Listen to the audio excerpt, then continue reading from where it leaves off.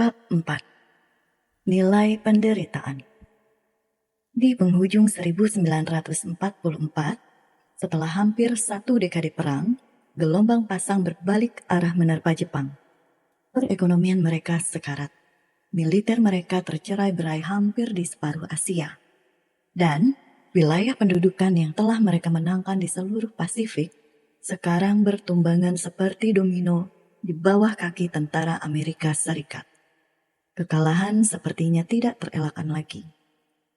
Pada 26 Desember 1944, Letnan II Hiroo Onoda dari Angkatan Darat Kekaisaran Jepang diberangkatkan ke sebuah pulau kecil bernama Lubang di Filipina. Dia diperintahkan untuk sedapat mungkin memperlambat gerak Amerika Serikat untuk bangkit dan melawan apapun taruhannya, dan untuk tidak pernah menyerah.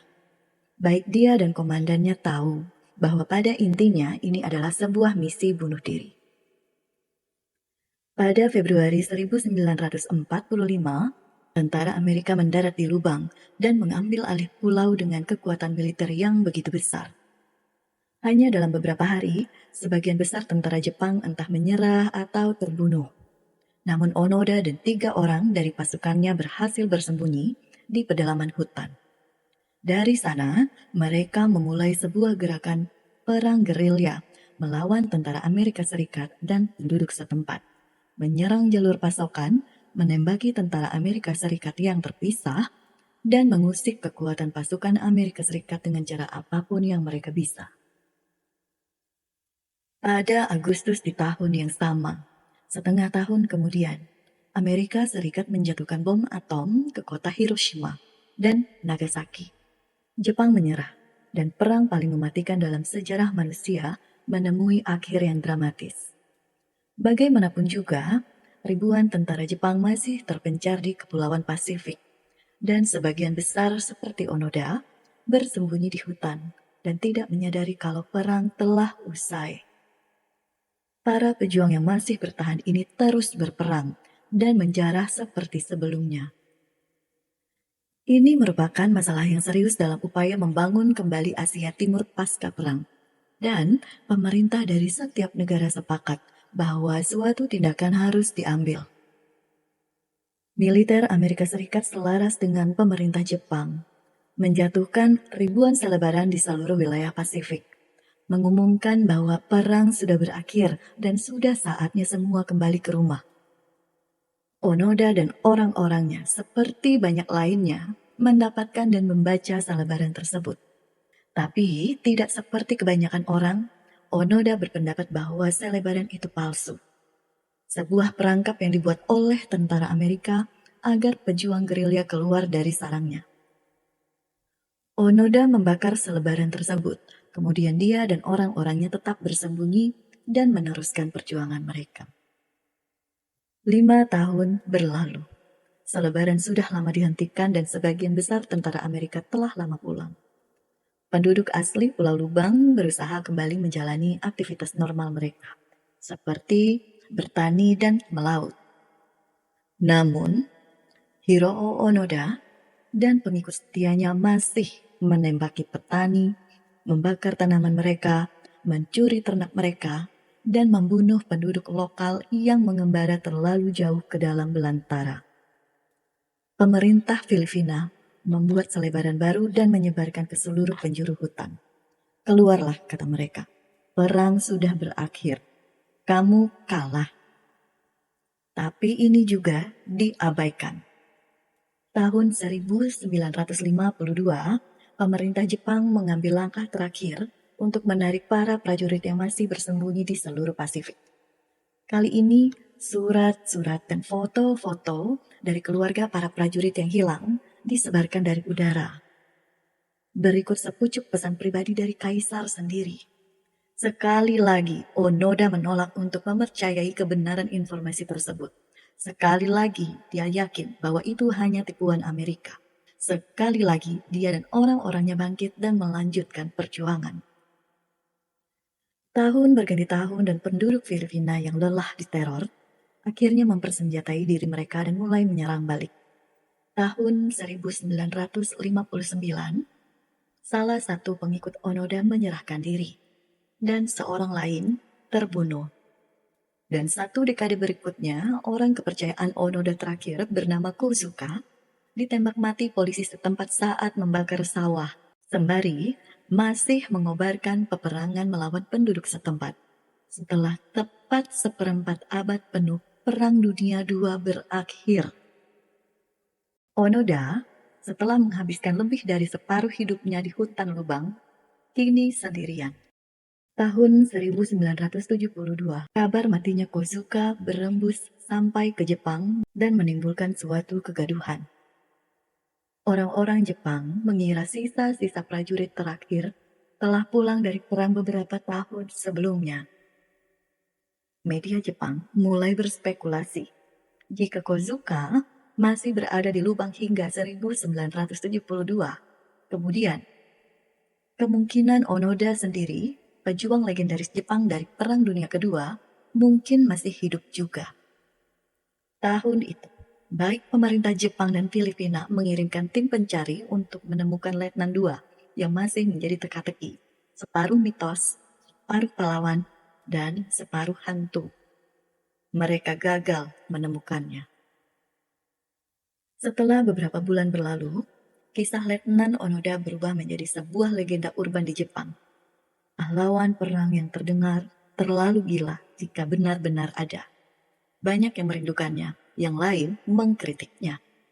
Yang lain berpikir ia hanya bagian dari dongeng yang diciptakan oleh orang-orang yang masih ingin mempercayai kedikdayaan Jepang di masa perang yang telah lama menghilang.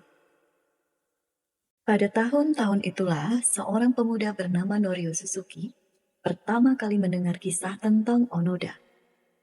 Suzuki adalah seorang petualang, penjelajah, dan sedikit berjiwa hippie. Dilahirkan semasa perang usai, dia putus sekolah dan menghabiskan 4 tahun menumpang kendaraan, berkelana menjelajahi Asia, Timur Tengah, dan Afrika. Tidur di bangku taman, di mobil orang asing, di sel penjara, dan di bawah taburan bintang. Dia makan dengan upah bekerja di ladang pertanian, dan mendonorkan darahnya demi tempat untuk bermalam. Dia adalah jiwa yang bebas dan mungkin agak sinting. Pada 1972, Suzuki membutuhkan petualangan lainnya. Sepulangnya ke Jepang, dia mendapati suatu norma budaya yang kaku serta hierarki masyarakat yang mencekik. Dia membenci sekolah. Dia tidak betah bekerja. Dia ingin kembali ke jalanan, kembali menyendiri. Bagi Suzuki, legenda Hiro Onoda menjadi jawaban atas masalahnya. Mengejar Onoda akan menjadi petualangan yang baru sekaligus hebat. Suzuki percaya bahwa ia akan menjadi orang pertama yang mampu menemukan Onoda. Tim pencari yang digawangi pemerintah Jepang, Filipina, dan Amerika belum mampu menemukan Onoda. Polisi setempat telah mengobrak-abrik rimba hampir selama 30 tahun tanpa hasil. Ribuan selebaran tidak pernah mendapat tanggapan.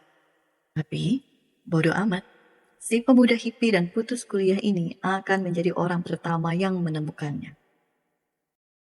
Tanpa diperlengkapi dengan senjata dan pelatihan pengintaian atau pengetahuan perang taktis sedikit pun, Suzuki pergi ke lubang dan mulai mengembara menjelajahi rimba sendirian.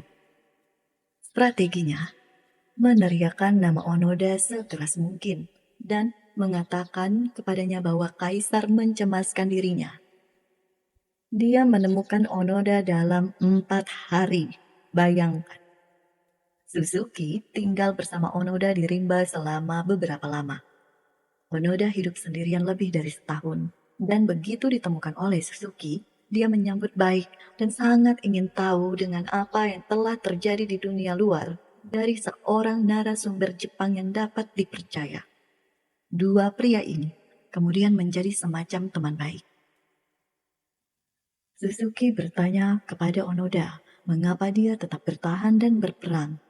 Onoda menjawab, alasannya sederhana.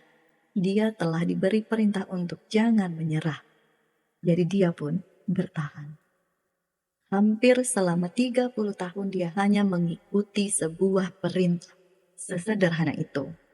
Onoda kemudian bertanya kepada Suzuki, mengapa seorang bocah hippie seperti dirinya datang untuk mencarinya.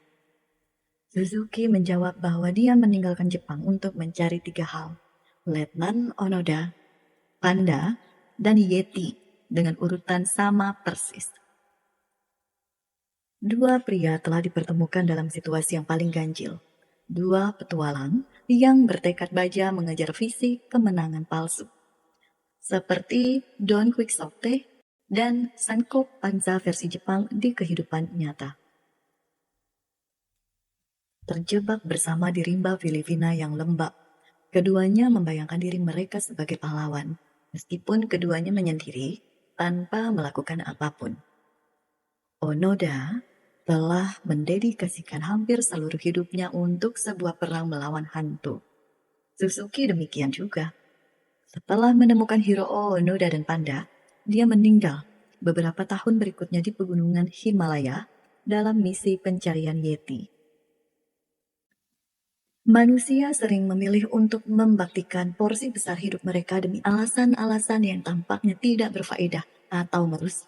Secara sekilas, alasan tersebut tampak tidak masuk akal. Sulit membayangkan bagaimana Onoda bisa kerasan di pulau itu selama 30 tahun. Bertahan hidup dengan makan serangga dan hewan pengerat. Tidur di tanah, membunuh penduduk dekade demi dekade. Atau mengapa Suzuki nekat berjalan kaki menyongsong kematiannya sendiri, tanpa uang, tanpa teman, dan tanpa tujuan selain mengejar Yeti hayalan. Di suatu kesempatan dalam kehidupannya, Onoda mengatakan bahwa dia tidak menyesali satu hal pun. Dia mengklaim bahwa dia bangga akan pilihannya dan waktu yang dihabiskan di lubang. Dia menyatakan bahwa merupakan sebuah kehormatan untuk membaktikan hidupnya dalam porsi yang cukup besar demi sebuah kekaisaran yang tidak eksis. Suzuki, jika saja dia berhasil bertahan hidup, sepertinya akan mengatakan hal yang serupa, bahwa dia melakukan sama persis dengan apa yang dicita-citakannya, bahwa ia sama sekali tidak menyesal. Kedua manusia ini telah memilih penderitaan mereka masing-masing. Hiroo Onoda memilih untuk menderita demi kesetiaannya terhadap kekaisaran yang sudah musnah. Suzuki memilih untuk menderita demi sebuah petualangan meski penuh resiko. Bagi kedua pria ini, penderitaan mereka bermakna sesuatu. Itu memenuhi sebuah alasan besar di baliknya. Dan karena memiliki arti, mereka mampu menanggung derita itu atau bahkan menikmatinya. Jika penderitaan tidak bisa ditolak, jika permasalahan dalam kehidupan kita tidak dapat dihindari, pertanyaan yang harus kita ajukan bukan bagaimana saya menghentikan penderitaan, tapi mengapa saya menderita, demi tujuan apa? Hiroo Onoda kembali ke Jepang pada 1974 dan menjadi semacam selebriti di kampung halamannya. Dia mondar-mandir di berbagai acara talk show dan stasiun radio. Para politisi berebut menjabat tangannya. Dia meluncurkan sebuah buku dan bahkan ditawari uang dalam jumlah yang cukup besar oleh pemerintah. Namun, apa yang ditemuinya saat kembali ke Jepang membuatnya bergidik, yakni sebuah budaya konsumtif, kapitalis, dan dangkal yang telah kehilangan semua tradisi kehormatan dan pengorbanan yang telah membesarkan generasinya. Onoda berusaha memanfaatkan posisinya yang mendadak terkenal untuk menegakkan nilai-nilai tradisional Jepang. Namun, dia ibarat suara sumbang bagi masyarakat modern ini. Dia lebih dipandang sebagai sebuah objek pameran ketimbang seorang budayawan yang mumpuni. Seorang pria Jepang yang baru saja keluar dari sebuah kapsul waktu yang membuat semua orang tercengang, seperti sebuah pusaka di dalam museum. Dan yang menjadi ironi di atas semua ironi adalah, kini Onoda menjadi jauh lebih tertekan ketimbang saat masih berada di hutan selama bertahun-tahun. Setidaknya, selama di hutan, hidupnya dibaktikan untuk sesuatu, bermakna sesuatu.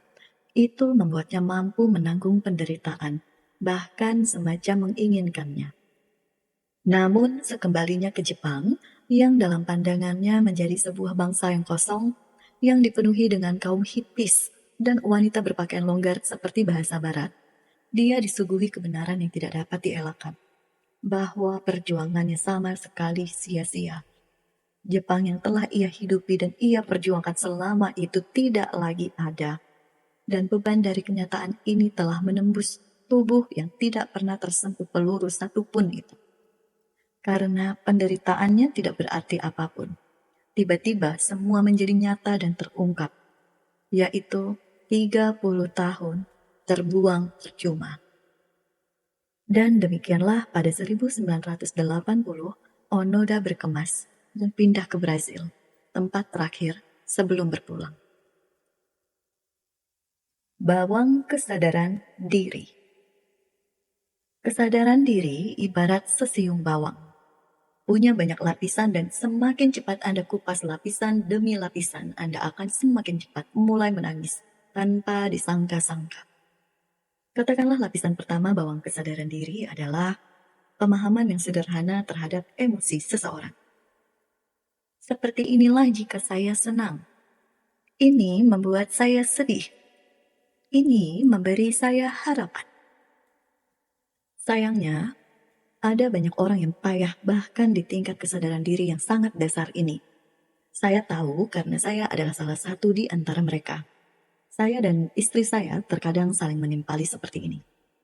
Kata dia, "Kamu kenapa?" Saya, "Gak ada yang salah, gak ada apa-apa." Kata dia, "Enggak, pasti ada sesuatu yang salah. Utarakan saja." Jawab saya, "Aku baik-baik saja, sungguh." Kata dia lagi, "Yakin? Kelihatannya kamu marah." Jawab saya sambil tertawa kaku, "Oh ya? Enggak kok, aku baik-baik saja. Serius." 30 menit kemudian, kata saya lagi.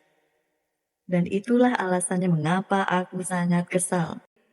Dia bertingkah seakan-akan aku tidak pernah ada. Kita semua memiliki titik-titik kekurangpekaan emosional. Titik-titik itu muncul karena berpautan dengan emosi-emosi yang dianggap tidak pantas untuk dibiarkan berkembang.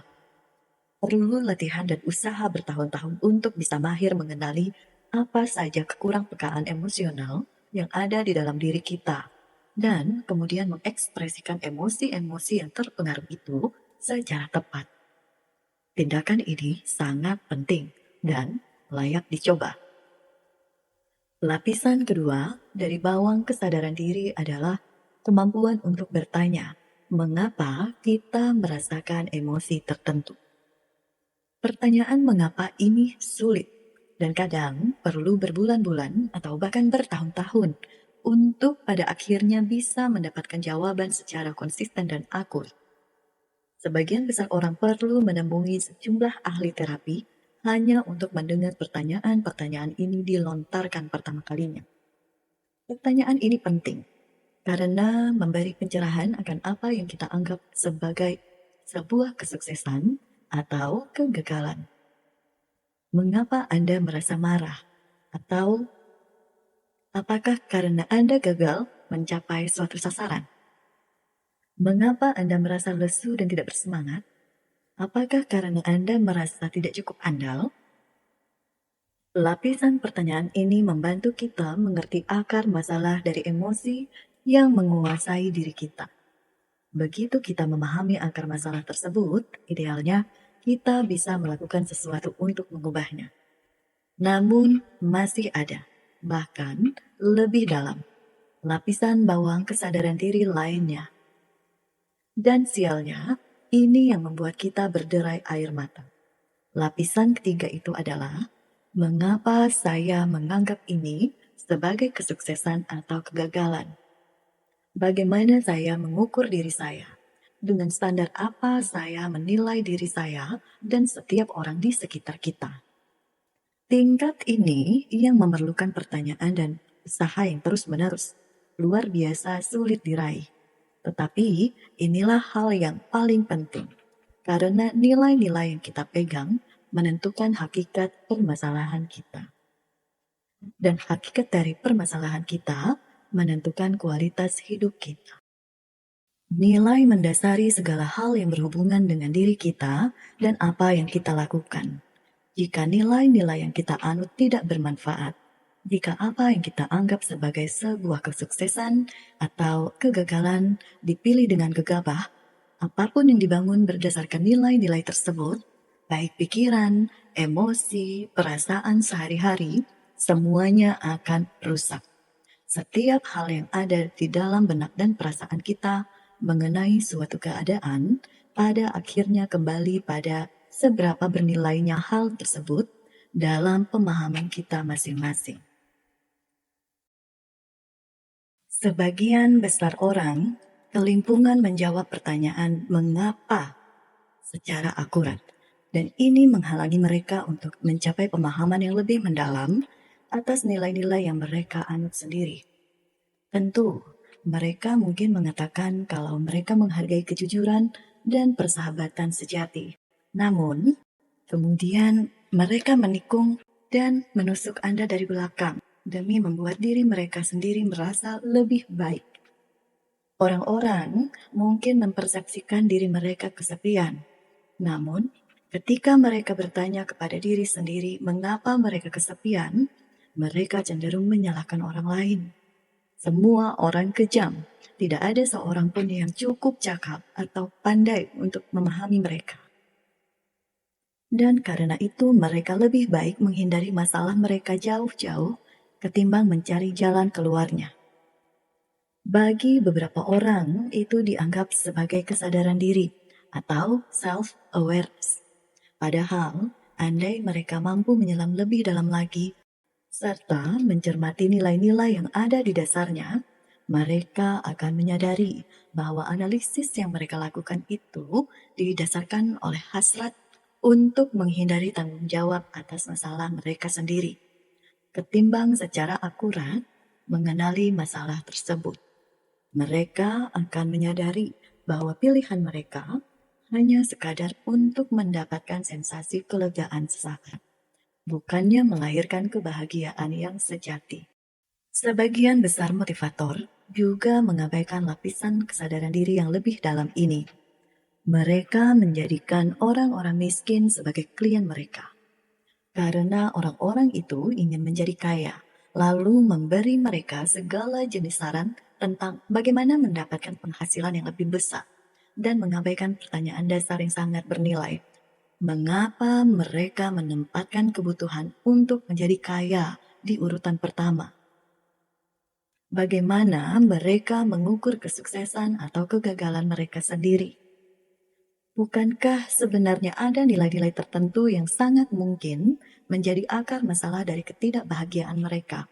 Dan bukannya fakta bahwa mereka belum mengendarai Bentley?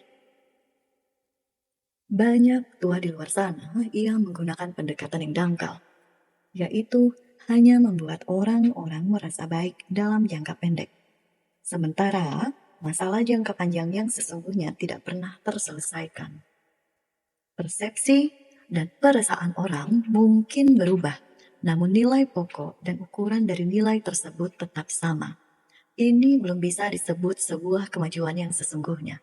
Ini hanya cara lain untuk merasa seolah-olah gembira. Bertanya kepada diri sendiri secara jujur itu sulit. Anda harus mengajukan kepada diri Anda sendiri pertanyaan yang tidak nyaman untuk dijawab. Kenyataannya, sesuai pengalaman saya, semakin tidak nyaman sebuah jawaban, semakin itu mendekati kenyataan yang sebenarnya. Luangkan waktu dan pikirkan sesuatu yang sungguh membuat Anda muak. Sekarang tanya diri Anda, mengapa hal itu mengganggu Anda? Kemungkinan Anda akan memberikan jawaban berupa suatu pengalaman kegagalan atau semacamnya. Kemudian, amati pengalaman kegagalan tersebut dan bertanyalah kepada diri Anda, mengapa jawaban itu kelihatan benar? Bagaimana jika kegagalan tersebut bukanlah sungguh-sungguh sebuah kegagalan? Bagaimana jika selama ini ada yang salah terhadap persepsi Anda atas suatu kegagalan? Berikut ini adalah sebuah contoh dari pengalaman saya sendiri. Jengkel rasanya waktu abang saya tidak membalas SMS atau email. Mengapa? Karena rasanya dia tidak peduli dengan saya. Mengapa saya harus setuju dengan alasan itu? Karena jika dia ingin membangun suatu relasi, dia tidak akan keberatan meluangkan waktu 10 detik saja sehari untuk menghubungi saya. Mengapa kurang terjalinnya relasi antara kalian berdua terasa seperti sebuah kegagalan? Karena kami bersaudara. Seharusnya kami punya hubungan yang baik. Ada dua hal yang patut dicermati di sini. Nilai yang saya pegang erat dan pengukur untuk menilai kemajuan saya mencapai nilai tersebut. Nilai yang saya anut. Sesama saudara, seharusnya mempunyai hubungan yang baik satu sama lain. Ukuran saya yaitu dihubungi lewat telepon atau email. Beginilah saya mengukur kesuksesan saya sebagai seorang saudara. Dengan memegang ukuran ini, saya merasa diri saya gagal, yang ada kalanya menghancurkan Sabtu pagi saya. Kita bahkan dapat menggali lebih dalam lagi dengan mengulangi proses. Mengapa saudara harus memiliki hubungan yang baik? Karena mereka keluarga dan keluarga harus erat. Mengapa saya harus setuju? Karena Anda harus mendahulukan keluarga Anda sebelum orang lain. Mengapa pendapat tersebut benar? Karena memiliki hubungan yang dekat dengan keluarga adalah sesuatu yang normal dan sehat, dan saya tidak memilikinya. Dengan penguraian seperti di atas, saya menyatakan dengan gamblang nilai yang mendasar dalam hidup saya. Memiliki hubungan yang baik dengan abang saya. Namun, saya masih perlu berusaha keras mengubah ukuran yang saya gunakan. Saya telah mengganti labelnya menjadi kedekatan. Namun, itu tidak benar-benar mengubah apapun. Saya masih menilai persaudaraan saya berdasarkan seberapa sering melakukan kontak. Dan membandingkan diri saya menggunakan ukuran tersebut dengan orang lain yang saya kenal. Orang lain tampaknya memiliki sebuah hubungan yang hangat dengan anggota keluarga mereka. Namun saya tidak. Jadi jelas kalau ada sesuatu yang salah dengan saya. Tetapi bagaimana jika saya memilih ukuran yang buruk untuk diri dan hidup saya? Adakah nilai yang luput dari perhatian saya? Well, barangkali saya tidak perlu dekat dengan saudara saya untuk bisa memiliki hubungan yang baik yang saya anggap sebagai nilai itu.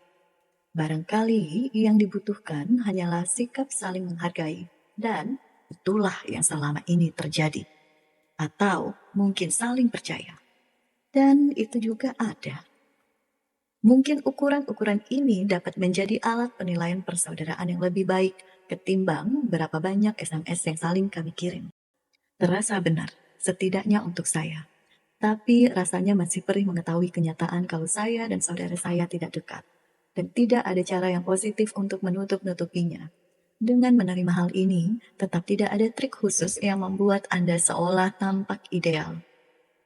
Memang kadang saudara, bahkan saudara yang saling menyayangi, tidak memiliki hubungan yang dekat. Dan itu tidak masalah.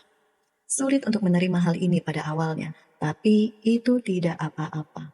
Situasi objektif yang menerima Anda saat ini tidak sepenting cara pandang Anda terhadap situasi tersebut. Bagaimana Anda memilih cara untuk mengukur situasi tersebut dan menilainya. Masalah mungkin tidak dapat dielakkan, namun makna dari setiap masalah bisa dikelola. Kita harus mengendalikan makna di balik permasalahan kita seturut persepsi yang telah kita pilih. Seturut standar yang telah kita tentukan untuk mengukurnya. Problem bintang rock. Pada 1983, seorang gitaris muda bertalenta dikeluarkan dari bandnya dengan cara yang paling buruk yang pernah ada. Band tersebut baru saja menandatangani sebuah kesepakatan rekaman dan mereka akan merekam album pertama mereka.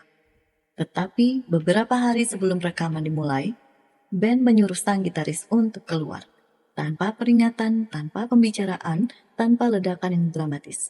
Mereka benar-benar membangunkannya di suatu hari dan memberinya tiket bis untuk pulang. Saat duduk dalam bis yang membawanya kembali ke Los Angeles dari New York, si gitaris terus bertanya kepada dirinya sendiri, bagaimana ini bisa terjadi? Kesalahan apa yang saya lakukan? Apa yang akan saya lakukan sekarang? Kontrak rekaman tidak jatuh dari langit begitu saja, khususnya untuk band metal baru. Apakah dia telah kehilangan satu-satunya kesempatan? Namun pada waktu bis sampai di Los Angeles, gitaris ini tidak lagi mengasihani dirinya sendiri dan telah berikrar untuk membuat band baru. Dia memutuskan bahwa band barunya nanti akan sangat sukses, sehingga band lamanya akan menyesali keputusan mereka selamanya. Dia akan menjadi begitu terkenal sehingga mereka, si band lama, akan merasa bersalah selama beberapa dekade melihatnya di TV, mendengarnya di radio, melihat posternya di jalan-jalan, dan fotonya di beberapa majalah. Mereka akan membalik burger di suatu tempat, naik mobil van dari sebuah panggung di klub murahan, menjadi gemuk dan mabuk-mabukan dengan istri-istri mereka yang buruk rupa. Dan dia akan tampil di hadapan kerumunan penonton stadion yang disiarkan langsung di televisi. Dia akan mandi dengan air mata orang-orang yang mengkhianatinya. Dan setiap tetes air mata itu akan dihapus dengan lembaran $100 yang bersih, baru dicetak. Demikianlah sang gitaris bekerja keras seakan dirasuki setan musik. Dia menghabiskan waktu berbulan-bulan untuk merekrut musisi terbaik yang bisa ia temukan. Pemusik yang jauh lebih baik daripada rekan-rekan bandnya terdahulu. Dia menulis puluhan lagu dan berlatih dengan tekun. Dia memanfaatkan kemarahan menjadi bahan bakar ambisinya. Balas dendam menjadi permenungannya. Setelah beberapa tahun, band barunya berhasil menandatangani sebuah kesepakatan rekaman mereka sendiri. Dan setahun setelah itu, rekaman pertama mereka diluncurkan ke pasaran. Nama gitaris itu adalah Dave Mustaine. Dan band baru yang dibentuknya itu adalah band heavy metal yang legendaris, Megadeth. Megadeth tercatat berhasil menjual lebih dari 25 juta album dan menggelar banyak tur dunia. Sekarang ini, Mustaine dianggap sebagai salah satu musisi yang paling brilian dan berpengaruh dalam sejarah musik heavy metal. Sungguh malang, band yang mendepak bokongnya adalah Metallica, yang telah menjual lebih dari 180 juta album di seluruh dunia. Metallica adalah salah satu band rock terbesar sepanjang masa. Dan karena kenyataan ini, dalam sebuah wawancara pribadi yang cukup jarang di 2003, Mustaine yang berlinang air mata mengakui kalau dia masih saja menganggap dirinya sebagai sebuah kegagalan. Di luar semua pencapaiannya yang mengagumkan, dalam benaknya akan selalu terngiang kalau dia adalah orang yang ditendang keluar dari Metallica. Kita adalah kera. Kita menyangka kita semua sontak menjadi luar biasa setelah menggunakan oven pemanggang dan memakai sepatu produk dari perancang tertentu. Padahal kita hanya sekelompok kera yang dibungkus ornamen yang mahal. Dan karena kita adalah kera, secara naluriah kita mengukur diri kita sendiri dengan berpatokan pada orang lain dan untuk mencari status. Pertanyaannya, bukan apakah kita mengevaluasi diri kita berdasarkan pencapaian orang lain? Namun, pertanyaannya adalah, dengan standar apa kita mengukur diri kita sendiri? Dave Mustaine, entah sadar atau tidak, telah mengukur dirinya entah lebih sukses dan populer dibandingkan Metallica atau tidak.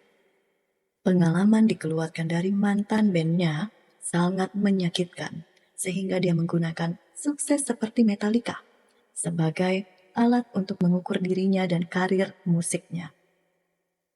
Meskipun telah memanfaatkan suatu peristiwa buruk menjadi sesuatu yang positif, seperti yang dilakukan Mustaine dengan Megadeth, Pilihannya menggunakan kesuksesan Metallica sebagai alat pengukur hidupnya justru terus menyakiti dirinya puluhan tahun berikutnya. Meskipun mendapatkan uang dan penggemar serta pujian, dia masih menganggap dirinya sebagai suatu kegagalan. Sekarang, Anda dan saya bisa saja melihat situasi yang dihadapi Dave Mustaine dan tertawa. Inilah pria yang memiliki jutaan dolar, ratusan ribu penggemar yang memujinya, karir yang sesuai dengan keinginannya, dan masih saja matanya sembab menyaksikan teman-teman rock lawasnya 20 tahun lalu jauh lebih terkenal daripada dirinya. Itu karena Anda dan saya memiliki nilai yang berbeda dari Mustaine, dan kita mengukur diri kita dengan ukuran yang berbeda. Ukuran kita mungkin lebih seperti saya tidak mau bekerja untuk orang yang saya benci, atau saya ingin mendapatkan uang yang cukup agar bisa menyekolahkan anak saya di tempat yang bagus, atau saya sudah cukup senang tidak bangun tidur di saluran pembuangan air. Dan jika menerapkan ukuran-ukuran tersebut, tentu Mustaine adalah orang yang sukses. Tidak dapat dibayangkan, luar biasa besar. Sebaliknya, jika menggunakan ukuran Mustaine, menjadi lebih populer dan sukses daripada Metallica, dia adalah sebuah kegagalan. Nilai yang kita pegang menentukan ukuran yang kita gunakan untuk menilai diri kita sendiri dan orang lain. Nilai yang dipegang Onoda tentang kesetiaan kepada kekaisaran Jepanglah yang menahannya berada di lubang selama hampir 30 tahun. Tapi nilai yang sama juga membuatnya merasa pedih ketika pulang ke Jepang.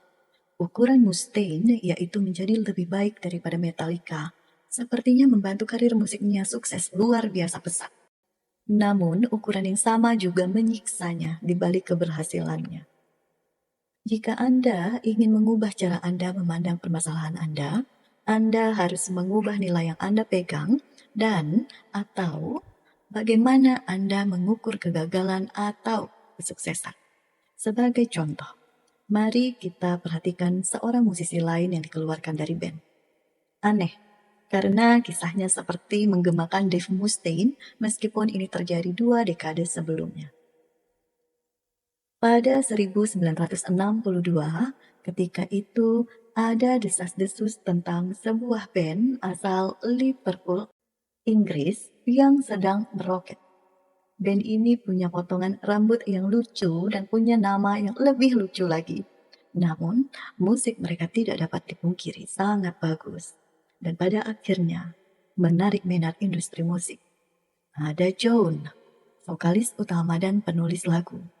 Paul, pemain bass romantis berwajah imut. George, gitaris utama yang pemberontak. Dan seorang pemain drum. Orang yang disebut terakhir ini dinilai memiliki rupa yang paling tampan di antara mereka berempat. Gadis-gadis menggilainya dan wajahnya lah yang pertama kali muncul di majalah. Dia adalah anggota kelompok yang paling profesional juga. Dia tidak memakai obat-obatan, tidak gonta-ganti pacar. Bahkan, ada beberapa petinggi di industri musik yang berpikir kalau dia lebih cocok menjadi wajah dari band itu, bukan John atau Paul. Namanya Pete Best. Dan di 1962, setelah mendapatkan kontrak rekaman pertama mereka, 3 anggota Beatles lainnya diam-diam bersekongkol dan memaksa manajer mereka, Brian Epstein, untuk memecat Pete. Epstein menentang keputusan itu. Dia menyukai Pete. Jadi dia mengabaikan permintaan mereka, berharap 3 orang ini akan berubah pikiran. Beberapa bulan kemudian, hanya 3 hari sebelum rekaman pertama mereka mulai, Epstein akhirnya memanggil Best ke kantornya. Di sana, sang manajer secara tidak resmi memintanya untuk keluar dan mencari band lain. Dia tidak memberi alasan apapun, penjelasan apapun, ataupun ungkapan rasa kehilangan. Hanya berkata kepadanya bahwa anggota band lain ingin dia keluar dari grup. Jadi ya, sampai jumpa, semoga sukses. Sebagai penggantinya, band merekrut seorang pria eksentrik bernama Ringo Starr. Ringo lebih tua dan memiliki hidung lucu yang besar. Ringo setuju untuk memiliki potongan rambut yang sama jeleknya seperti John, Paul, dan George. dan bersikeras agar mereka menulis lagu tentang gurita-gurita dan kapal selam. Yang lain berkata, "Oh silakan, bodoh amat, tulis saja, mengapa tidak?" 6 bulan setelah Best dipecat, Beatlemania meledak, membuat John, Paul, George, and Pete Ringo bisa dikatakan menjadi 4 wajah yang paling terkenal di seantero planet. Sementara itu, Best, seperti yang dapat kita pahami, jatuh ke dalam sebuah depresi yang dalam dan menghabiskan waktunya melakukan apa yang akan diperbuat kebanyakan orang Inggris jika dalam masalah, yaitu minum. Tahun 60-an bukan tahun yang bersahabat untuk Pete Best. Di 1965, dia menuntut 2 anggota Beatles atas tuduhan pemfitnahan, dan semua proyek musiknya gagal secara mengenaskan. Di 1968, dia berusaha bunuh diri, hanya mau bicara dengan ibunya. Hidupnya seolah tinggal puing-puing. Tapi Best tidak punya kisah titik balik layaknya Dave Mustaine. Dia tidak pernah menjadi superstar dunia atau menghasilkan jutaan dolar. Namun di banyak hal, Best menghabiskan hidupnya dengan cara yang lebih baik daripada Mustaine. Dalam sebuah wawancara pada 1994, Best mengatakan, "Saya lebih bahagia sekarang dibanding jika saya masih bertahan di Beatles." Sinting. Best menjelaskan kalau situasi pemecatan dirinya dari Beatles pada akhirnya menuntun dia untuk bertemu dengan istrinya. Dan kemudian pernikahannya membawanya menjadi seorang ayah. Nilai-nilainya berubah. Dia mulai mengukur hidupnya secara berbeda. Ketenaran dan nama besar akan sangat menyenangkan, tentu saja. Namun dia memutuskan bahwa apa yang telah dimilikinya sekarang jauh lebih berharga.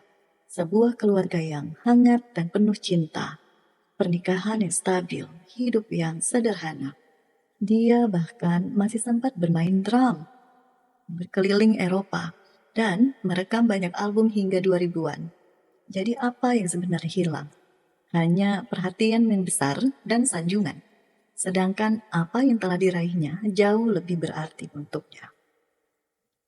2 kisah di atas menunjukkan suatu nilai dan ukuran yang satu bisa lebih baik daripada yang lain. Yang satu mengarah pada permasalahan ringan yang mungkin rutin, tapi mudah diselesaikan. Yang lain menuntut pada masalah berat yang sulit diatasi. Nilai-nilai sampah. Ada sejumlah nilai umum yang menciptakan masalah yang sangat-sangat buruk bagi banyak orang. Problem yang nyaris tak mungkin dipecahkan. Jadi mari kita lihat sekilas apa saja itu. Yang pertama, kenikmatan. Kenikmatan itu memang menyenangkan. Namun ini adalah satu nilai yang menakutkan jika dijadikan prioritas dalam kehidupan Anda. Tanya pecandu narkoba manapun, bagaimana pencarian akan kenikmatan berbalik arah. Tanya tukang selingkuh yang menelantarkan keluarga dan kehilangan anaknya. Apakah kenikmatan pada akhirnya membuatnya bahagia? Tanya pria yang tak bisa berhenti makan sampai-sampai nyawanya nyaris melayang. Apakah kenikmatan mendorongnya keluar dari masalah? Kenikmatan adalah Tuhan palsu. Penelitian menunjukkan kalau orang-orang yang memfokuskan energi mereka pada kenikmatan akan berakhir lebih cemas, lebih tidak stabil secara emosional, dan lebih tertekan. Kenikmatan adalah bentuk kepuasan hidup yang paling dangkal, dan karenanya ini sangat mudah diraih dan sangat mudah hilang. Meskipun demikian, kenikmatan adalah komoditas yang dipasarkan kepada kita 24 jam sehari atau 7 hari seminggu. Ini yang membuat kita terpaku. Ini yang membuat kita seperti mati rasa dan mengalihkan perhatian kita. Namun, kenikmatan meskipun penting dalam kehidupan, dan memang penting, secara esensial tidaklah mencukupi. Berbicara mengenai kebahagiaan, kenikmatan bukanlah sebab, melainkan akibat. Jika Anda melakukan hal-hal yang lain dengan benar, nilai dan ukuran lain, kenikmatan akan secara alami muncul sebagai hasilnya. Yang kedua, kesuksesan material. Banyak orang mengukur martabat mereka berdasarkan pada seberapa besar penghasilan mereka, atau mobil jenis apa yang mereka kendarai, atau apakah rumput di halaman mereka lebih hijau dan indah daripada milik tetangga sebelah. Penelitian menunjukkan bahwa begitu seseorang mampu memenuhi kebutuhan dasar mereka, seperti sandang, pangan, papan, dan seterusnya, korelasi antara kebahagiaan dan kesuksesan dunia mendekati nol. Jadi jika Anda sedang kelaparan dan hidup di jalanan India, pendapatan 10.000 US dollar setahun akan memberikan pengaruh yang sangat besar untuk Anda. Namun jika Anda adalah bagian dari kelas menengah di sebuah negara berkembang, uang sebesar 10.000 US dollar setahun tidak akan berpengaruh banyak. Dalam artian, itu sama saja kerja mati-matian, pulang malam ditambah lembur di akhir pekan tanpa ada faedah sama sekali. Masalah lain yang muncul jika penilaian kita terhadap kesuksesan material terlalu berlebihan adalah bahaya untuk meletakkan nilai ini di atas semua nilai lainnya, seperti kejujuran, anti kekerasan, dan kasih sayang.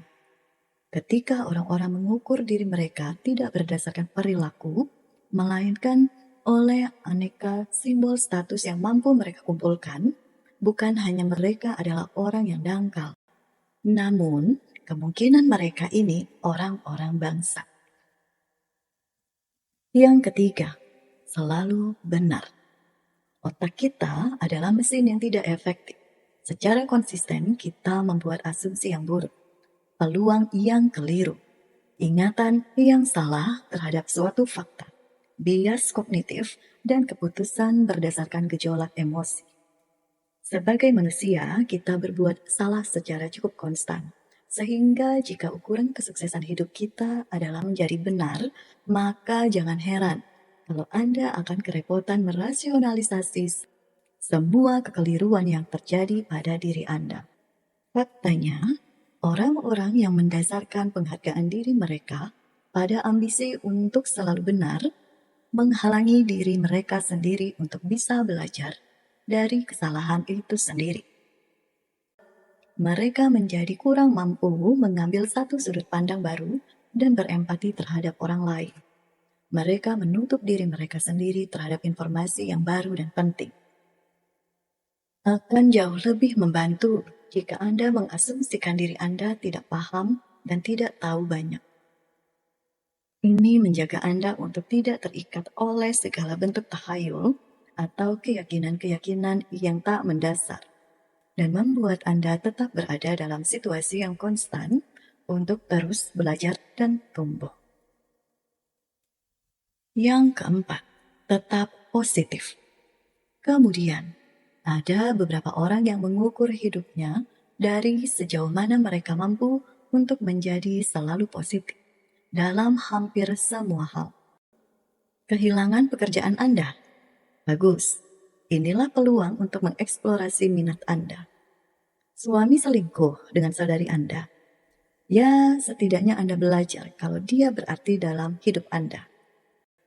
Anak Anda sekarat akibat kanker tenggorokan.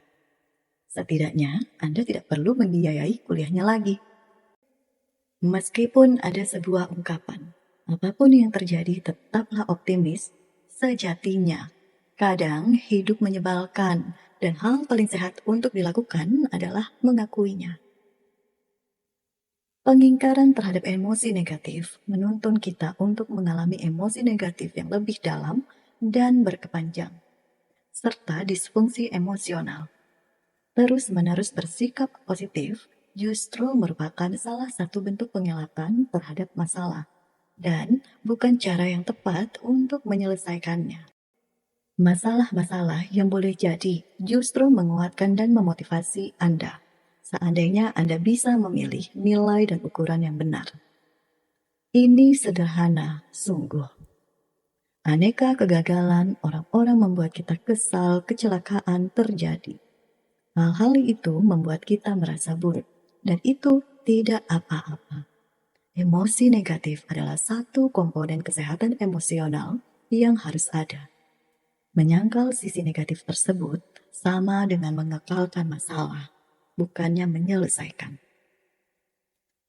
Trik untuk emosi negatif adalah yang pertama, mengekspresikan dalam suatu cara yang dapat diterima dan sehat secara sosial. Dan yang kedua, mengungkapkan dalam suatu cara yang selaras dengan nilai-nilai Anda.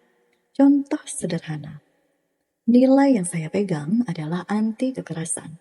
Karena itu, ketika saya marah terhadap seseorang, saya mengungkapkan kemarahan tersebut. Namun saya juga menegaskan untuk tidak memukul wajah seseorang. Ide yang radikal, saya tahu.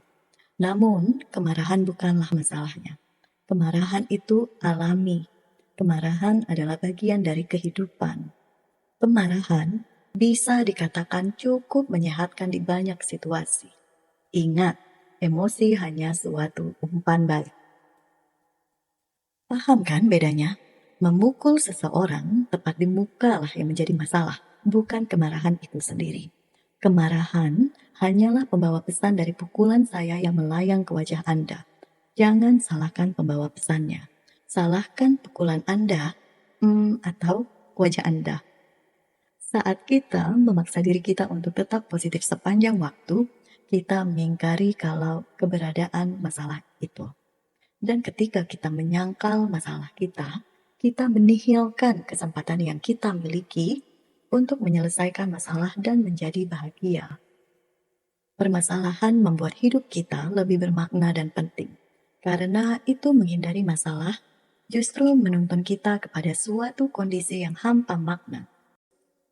Bahkan meskipun di satu sisi menyenangkan. Secara jangka panjang, menuntaskan maraton membuat kita lebih bahagia ketimbang menyantap kue coklat. Membesarkan anak membuat kita lebih bahagia daripada memenangkan video game. Memulai suatu bisnis kecil dengan teman-teman dan perjuangan untuk mencapai kesuksesan membuat kita lebih bahagia daripada membeli sebuah komputer baru. Kegiatan-kegiatan tersebut membuat stres, sulit, dan seringkali tidak menyenangkan. Itu juga menuntut kita untuk mampu bertahan, mengatasi masalah demi masalah. Namun, akan ada momen yang paling bermakna dan menggembirakan yang kita rasakan.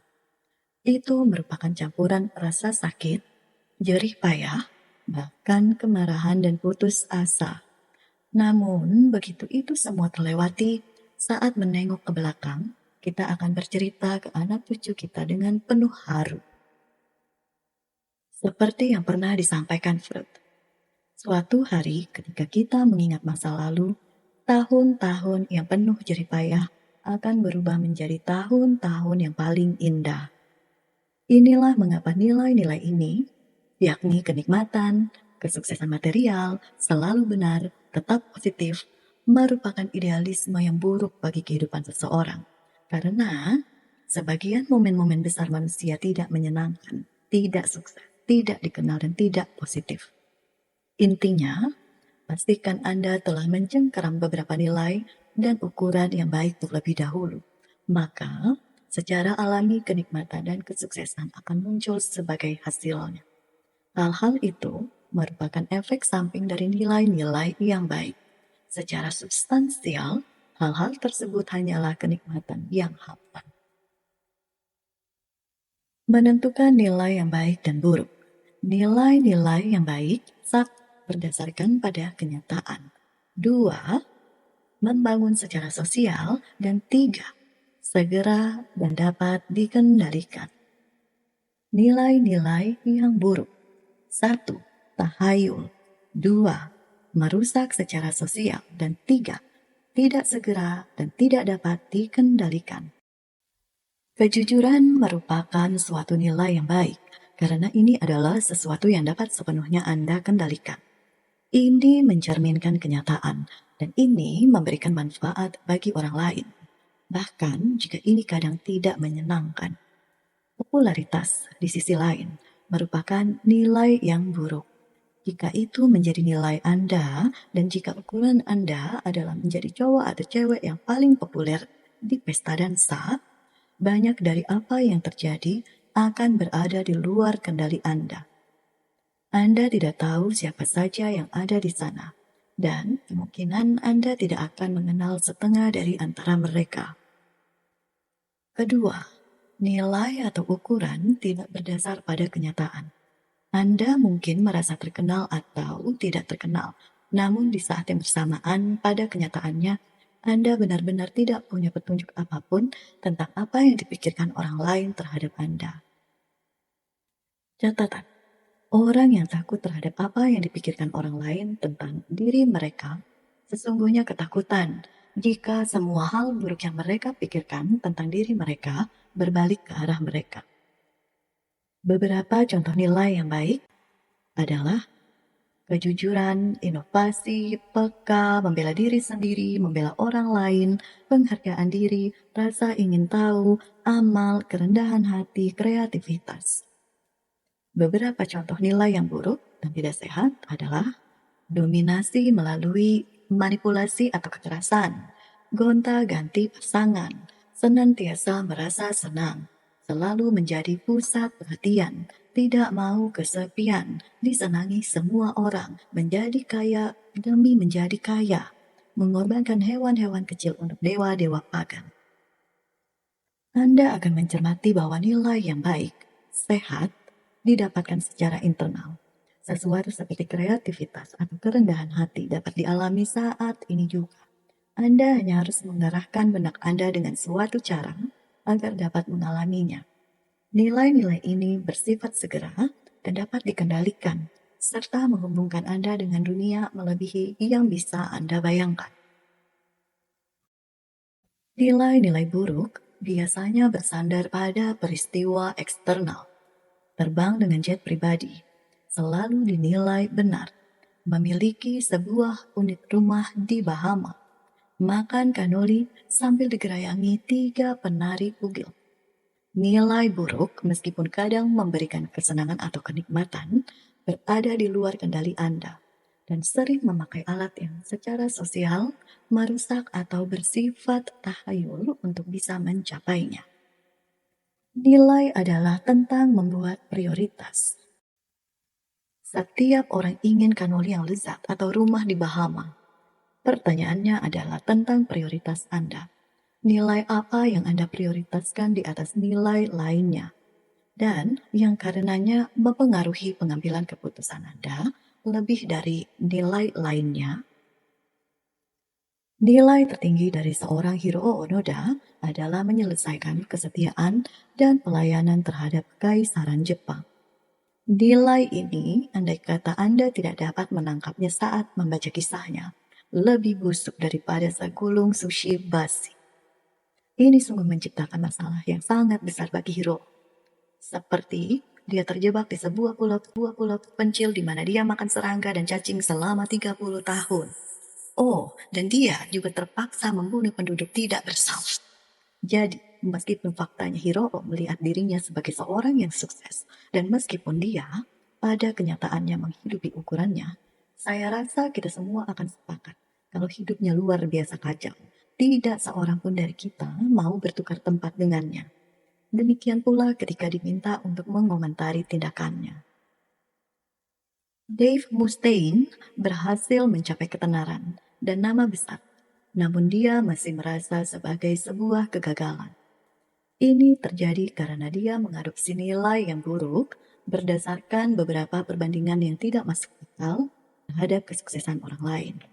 Nilai ini memberinya masalah-masalah buruk seperti saya harus bisa menjual 150 juta kopi lagi, maka semuanya akan sempurna. Dan tur berikutnya harus di stadion. Masalah-masalah yang dalam benaknya harus dipecahkan agar bisa bahagia. Tidak heran, dia sama sekali tidak bahagia. Sebaliknya dengan Pete Best, meskipun depresi dan kelimpungan setelah didepak dari situs, semakin beranjak dewasa dia belajar untuk membuat ulang prioritas atas nilai-nilai yang dianut. Karena ini, Best tumbuh menjadi pria yang sehat dan bahagia dengan kehidupan yang sederhana dan keluarga yang luar biasa. Suatu hal yang ironisnya, berusaha diraih atau dipertahankan 4 anggota Beatles dekade demi dekade lamanya. Ketika kita menganut nilai yang buruk, yaitu standar buruk yang kita terapkan bagi diri sendiri dan orang lain, pada intinya kita sedang mencurahkan perhatian pada hal-hal yang tidak penting. Perkara-perkara yang dalam kenyataannya membuat hidup kita lebih buruk.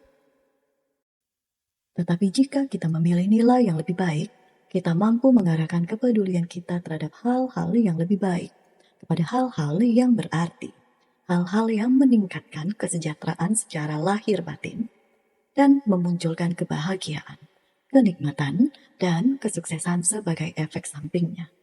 Singkat kata, inilah yang dimaksud dengan self-improvement, yang sesungguhnya memprioritaskan nilai-nilai yang lebih baik, memilih hal-hal yang lebih baik untuk dipedulikan. Karena ketika Anda peduli dengan hal-hal yang lebih baik, Anda akan mendapat masalah yang lebih baik. Dan ketika Anda mendapat masalah yang lebih baik, Anda menjalani kehidupan yang lebih baik pula. Beberapa bab ke belakang akan khusus mengulas 5 nilai rasional yang saya yakini sebagai nilai yang paling bermanfaat untuk diterapkan. Kelimanya mengikuti hukum kebalikan yang telah kita bicarakan sebelumnya, yang berkesan negatif. Semua itu menuntut Anda untuk berkonfrontasi dengan masalah secara lebih mendalam dan bukan menghindarinya. 5 hukum ini selain tidak biasa, juga tidak membuat nyaman. Tetapi bagi saya, ini semua mengubah kehidupan. Pertama, yang akan kita lihat di bab selanjutnya adalah bentuk tanggung jawab yang radikal. Bertanggung jawab untuk semua hal yang terjadi dalam hidup Anda, entah itu salah siapa. Kedua adalah ketidakpastian. Mengakui ketidakpedulian Anda dan pengolahan rasa ragu yang terus terjadi atas keyakinan diri Anda sendiri. Berikutnya adalah kegagalan.